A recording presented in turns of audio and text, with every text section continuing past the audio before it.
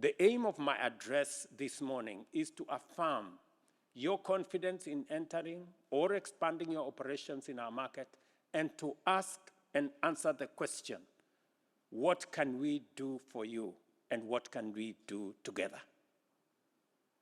Our commitment to eradicating unemployment, poverty, hunger, disease, and inequality through the bottom-up economic transformation agenda gives us the opportunity to focus on effective strategies to deliver rapid and inclusive growth that is anchored on significantly enhanced productivity of millions of our citizens. To achieve this, we undertake and promote strategic investments in priority value chains within the following sectors, which are the strategic pillars of our plan: universal health care, food security, agro-processing, affordable housing, and you saw us sign one agreement here, micro, small, and medium enterprises, and of course, the big space around digital infrastructure. Investments to enhance the productivity of agro-value chains, accelerate the growth of export manufacturing and surplus food production, thereby creating employment opportunities in the agriculture sector and food sector. Apparels, as was mentioned by my good friend Senator Kuhn here, is a big space for us, and we have major capabilities in that space, and we have enhanced our tax incentives to facilitate more companies to set up camp and expand our access to the market to the US. Likewise, we now have in Kenya a special economic zone in Thika that will focus on pharmaceutical manufacturing. And I invite companies who want to explore opportunities in that space. Aside from us giving incentives on buying from locally manufactured products, you have the benefit of access to the East African market of 300 million people, and by extension, using the Africa Continental Free Trade Area, access to 1.4 billion people. If you're looking for market, if you're looking for opportunity, there you are. Further, our commitment to enhance our technology ecosystem to attract big tech companies and promote the incubation and scaling up of startups has positioned Kenya's Silicon Savannah as Africa's premier ICT and digital innovation destination. Our digital superhighway program, which involves laying an extra 100,000 kilometers of last-mile fiber optic infrastructure and establishing digital hubs nationwide, aims to create a digital ecosystem to promote the uptake of digital services and digital products. Additionally, leveraging on our huge green energy potential that enables Kenya to quickly become a global leader in the establishment of world-class green data infrastructure. You've seen this morning, we've just signed the deal which we have just witnessed between Microsoft, EcoCloud, and UAE G42 to build a 1 gigawatt data center using US technology, UAE capabilities, and Kenya's geothermal resources, demonstrating that the world is paying attention and investors like what they see in Kenya. I am delighted to have this opportunity to share with you various opportunities to leverage the strong, enduring, and dynamic Kenya-U.S. relations and further enhance investment and trade relations and partnerships between our business communities. This gathering comes just a month after the AmCham Summit 2024 in Nairobi. At that summit, U.S. business leaders and entrepreneurs, many of them I see here, had a platform to connect and interact with their counterparts from Kenya and the broader Eastern Africa region. This event gives us yet another chance to reflect on the outcomes of the Nairobi AmCham Summit and deliberate on the ways by which we can inject momentum into the bilateral trade and investment agenda and catalyze synergies between Kenya and the U.S. business communities. At the last month's AmCham summit in Nairobi, 11 government-to-government and government-to-business deals were announced, while additional agreements were unveiled earlier in the week during my visit here in Atlanta.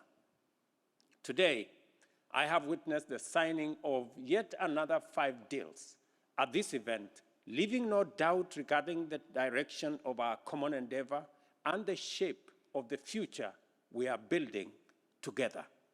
The truth is, the policies that President Ruto's administration is pursuing, his deep and abiding commitment to democracy, transparency, and the rule of law, and the entrepreneurialism of the Kenyan people, it's unlocking new opportunities, changing the narrative in Kenya and, quite frankly, on the whole continent. The thing I have heard over and over again throughout this week, and when I came back from Kenya and from the business leaders I took with me to Kenya, is this: I didn't realize how much opportunity there was. So that's the opening that we have to walk through. The door is open and we have to walk through. The work you're doing here today will help us chart a future of shared prosperity.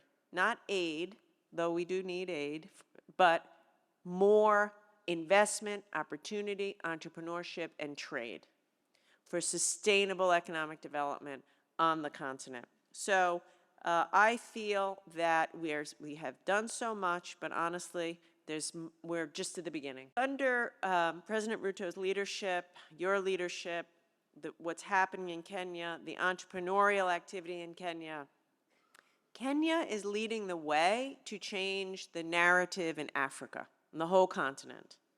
Kenya is a scene of optimism, democracy, rule of law, entrepreneurial young population, a culture that encourages risk-taking.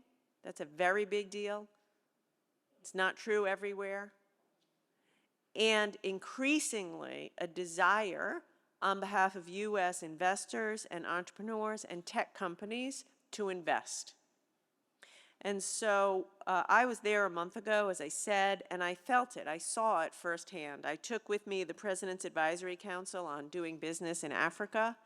I met with women leaders in technology. I met with entrepreneurs.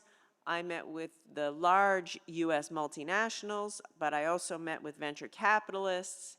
And the fact is, when I was reading my book, when I was preparing for the visit, I was told Kenya attracts 4 times as much venture capital per capita and in absolute terms than any other country in Africa. And after being there and experiencing it, I see why. I see why. American business is keen to strengthen commercial ties with Africa, as are members of Congress on both sides of the aisle. The theme for today's U.S.-Kenya Business Forum is fostering trade and investment through bilateral business ties. And we're honored to host His Excellency William Ruto, President of the Republic of Kenya, on the occasion of his state visit. I'd like to thank our partners today, among them our platinum sponsors, Google and ABSA, our gold sponsors, Abbott, Flutterwave, MasterCard, Milele Energy, Rendeavor, and Siemens Healthineers, and also our silver sponsors, Pfizer and MyHydro.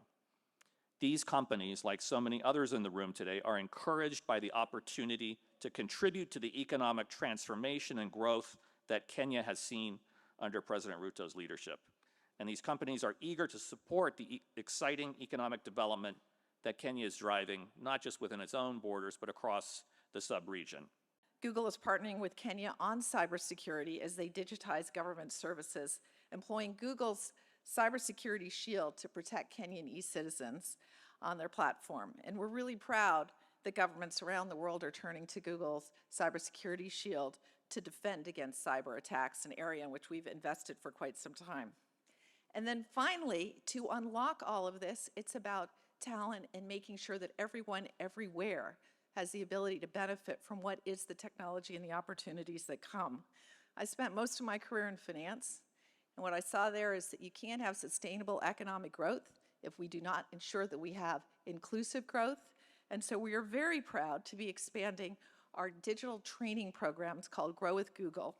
And what we've announced is that we're adding $15 million of training through our digital skilling program, our Digital Sprinters initiative, to ensure that everyone has access to the training that then gives them the opportunities that are available with this technology.